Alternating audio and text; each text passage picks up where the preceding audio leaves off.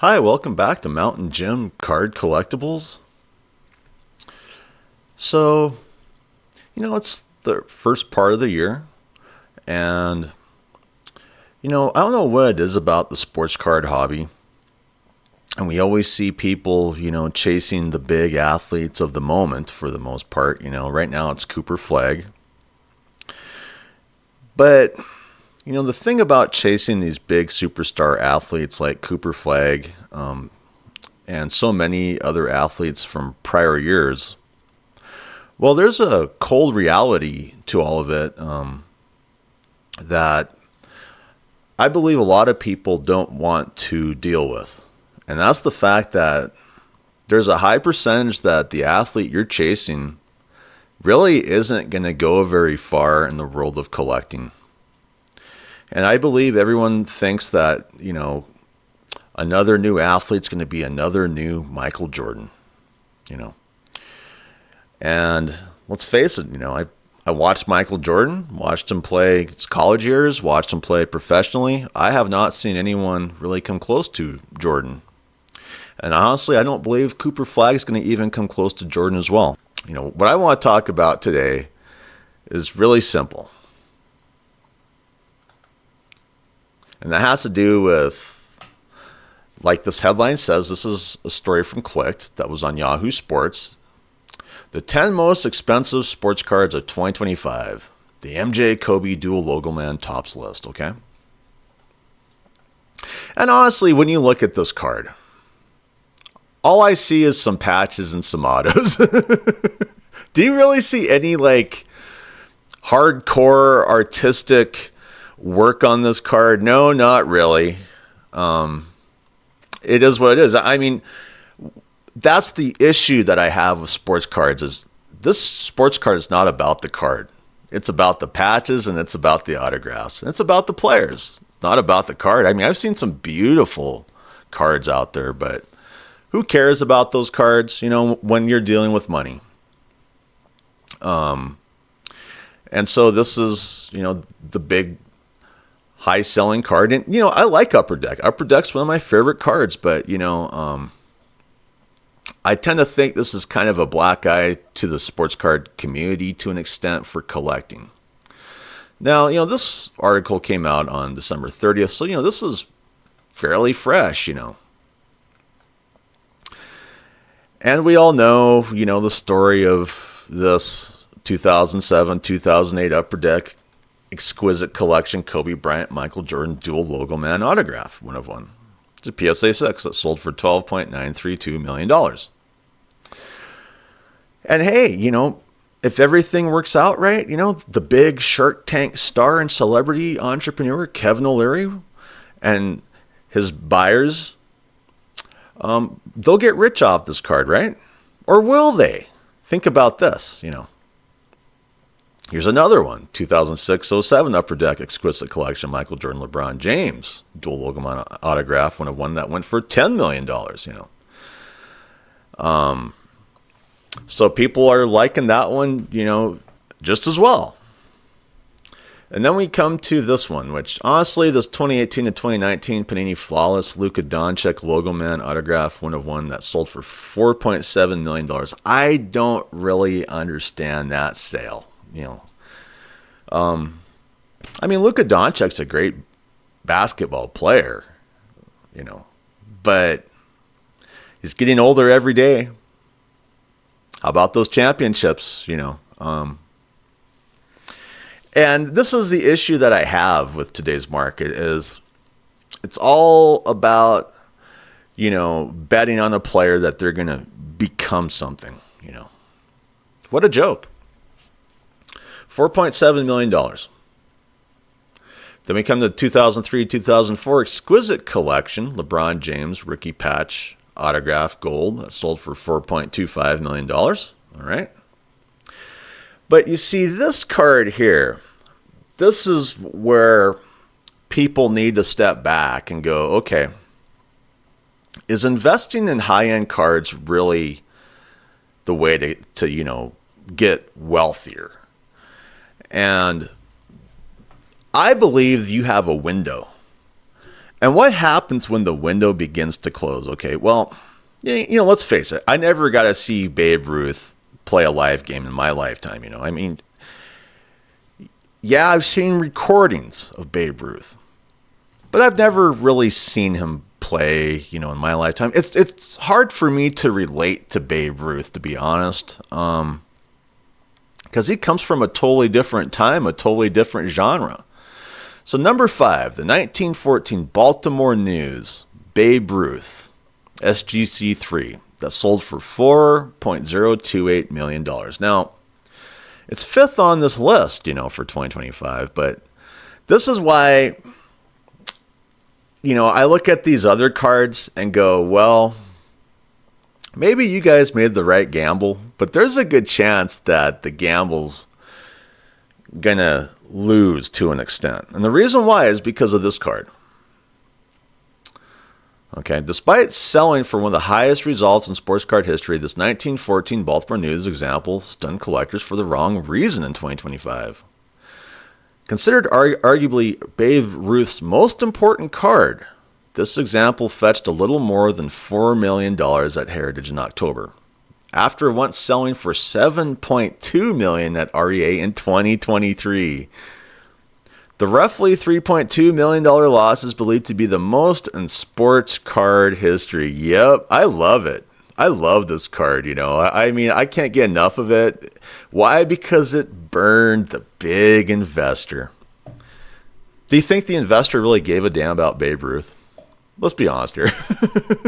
All he cared about was becoming wealthier off the card, And that's really where I don't like the current state of our card market, is all these, kind of scumbags rolling on in, with their big cash, believing they're going to get richer, off of, people collecting cards, and guess what? It didn't turn out for this individual. Wah, wah, wah. And I'm just going to put it out there. I hope that everyone else gets burned on this list too. I hope this sale, I hope they lose money. I hope that when Kevin O'Leary tries to sell this, that he ends up crying. Why doesn't anybody want the card? Same with all of them. I hope that every one of these rich, know-it-alls, eat it. I really do. Number 6, 2003 Upper Deck Exquisite Collection Michael Jordan Kobe Bryant Dual Logo Man 1/1 PSA 6 that sold for $3.172 million.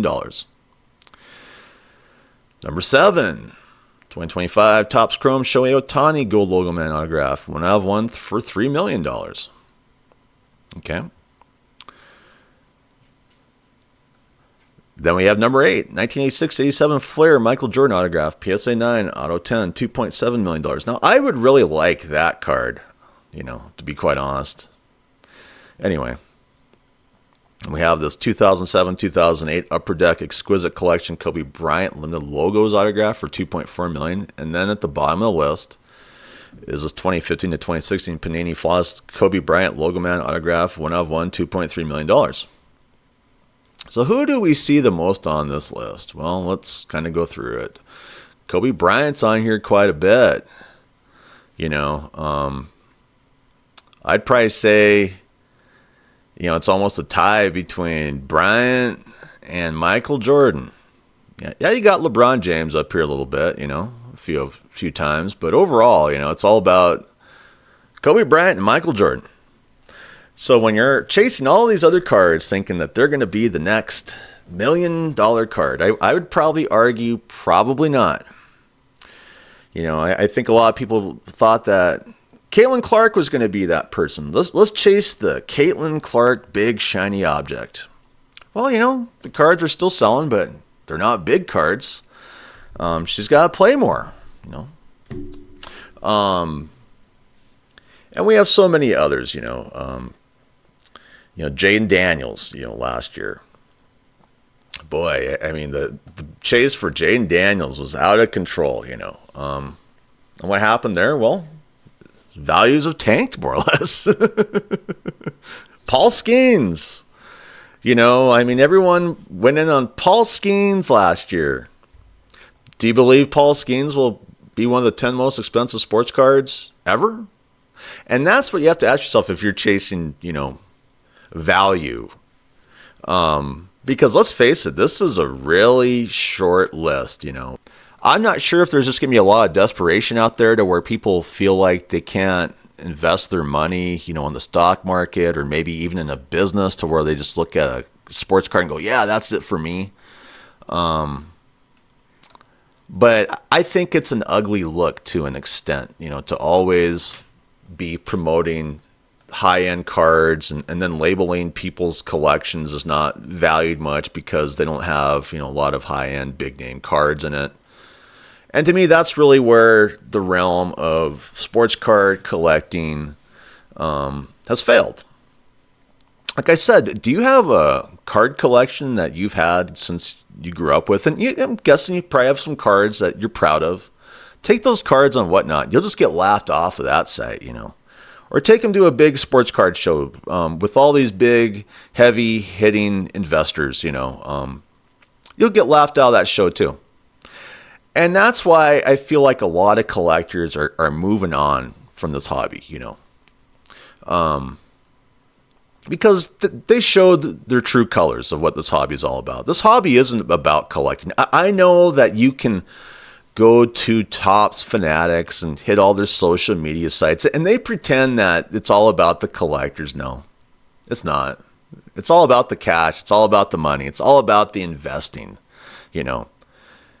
If you took pride in collecting stuff in the 80s or 90s, this hobby will make you into the biggest joke imaginable. Like, you're just not worth anything. You're not worth the time, the effort, the breath to even waste, because it's all about money. I've said before, does anyone even care about Cooper Flag? Because I just feel like it's just another golden ticket to chase, Whether that was Jaden Daniels, Paul Skeens, Caitlin Clark. Does anyone really care about those people? Because I just feel like from what I've seen is it's a mad dash to find these cards in the box or whatever, get them graded or not graded. And that's why I kind of feel like a fool to an extent, for diving into sports cards the way that I did, If someone could have explained to me that, what I was doing in the 80s and 90s would be laughed at in today's day and age, I probably would have maybe just stepped back and I would have gone out and done something else. And to me, this list is really the biggest black eye on this card collecting hobby that I know of, and the type of people who are purchasing these cards. Kevin O'Leary, what a scumbag, I don't have any respect for that man. I don't respect wealth. I respect other things in this world, I've met wealthy people, I've had wealthy people in my life, and there is a reason I do not respect it, So if you're someone who's always going to bend the knee to big cards, big wealthy investors, that seems about right for today's day and age of cards, doesn't it? You can put your passion into it. You can chase the stuff, but eventually you're going to hit a brick wall of a bunch of millionaire acolytes that laugh in your face because to them, there just isn't any value in your collection, I've seen that even my LCS, these guys bringing in cards, and he won't give them hardly any money for them, because their collection just isn't valued much. It is what it is. And I look at any hobby that I've enjoyed, and they all seem to become these big pits of wealth, and if you're not wealthy, you're not welcome here. It's kind of like my old high school girlfriend, we could only go for so long before I was told to hit the road because I didn't come from a wealthy family.